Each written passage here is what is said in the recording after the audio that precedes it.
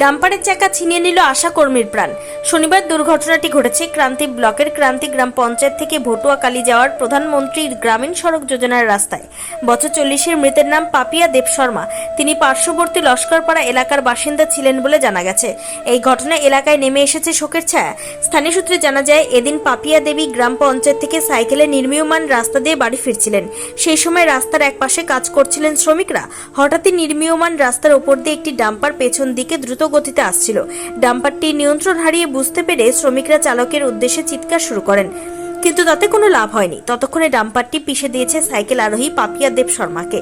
নির্মাণকারী সংস্থা কর্মীরা গুরুতর আহত ওই মহিলাকে জলপাইগুড়ি মেডিকেল কলেজে নিয়ে যায়। সেখানে কর্তব্যরত চিকিৎসক তাকে মৃত বলে ঘোষণা করেন। মর্মান্তিক এই দুর্ঘটনার পর ডাম্পারটিকে আটকে বিক্ষোভ শুরু করেন স্থানীয় বাসিন্দারা। প্রত্যক্ষদর্শীদের দাবি, ডাম্পারের চালকের দোষেই দুর্ঘটনাটি ঘটেছে। নির্মীয়মান রাস্তার উপর দিয়ে ডাম্পারটি দ্রুত গতিতে চলছিল, এমনকি চালক মদ্যপ অবস্থায় ছিলেন বলেও স্থানীয়দের দাবি। খবর পেয়ে ঘটনাস্থলে পৌঁছে ক্রান্তি ফাঁড়ির পুলিশ পরিস্থিতি বেগতিক বুঝে ততক্ষণে পালিয়ে যায় ডাম্পার চালক। পুলিশ ঘাতক ডাম্পারটিকে আটক করেছে।